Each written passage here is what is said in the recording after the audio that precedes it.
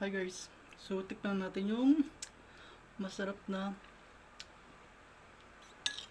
tinubuan or sa Panggalatok, sa Pangasinense ang tawag dito ay tawag dun um, bagisin. Bagisin. Yan, so tikman natin yung bagisin. Masamis bagisin.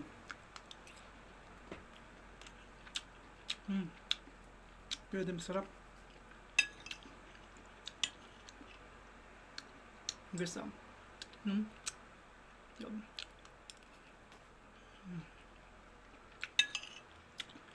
Masam-samis bagisin.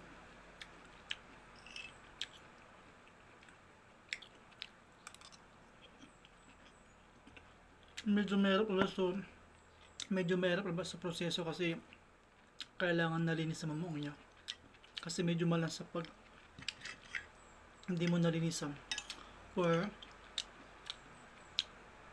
medyo may lasa na hindi maganda pag hindi mo nalinisan. Kaya dapat malinis na malinis bago iluto.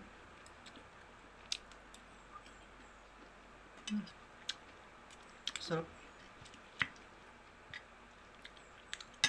Dati hindi naman ako kumakain ng dinuguan. Depende siguro sa pagluluto. Or mas maganda kapag nag-ulam ka ng bagisin o dinuguan, dapat yung ikaw mismo yung magluluto para alam mo na malinis.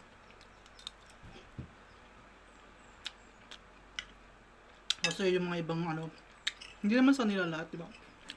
Yung mga ibang nagbebenta kasi hindi mo alam kung maganda ba yung proseso ng pagkakalinis, ganyan. Maganda ba yung proseso ng pagkakaluto.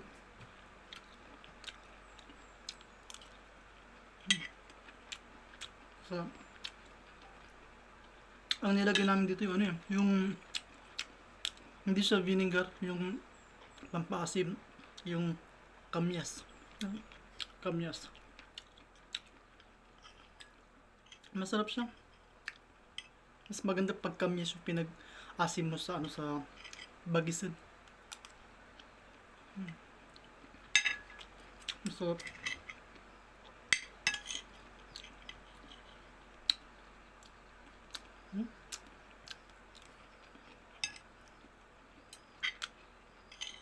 Masarap guys.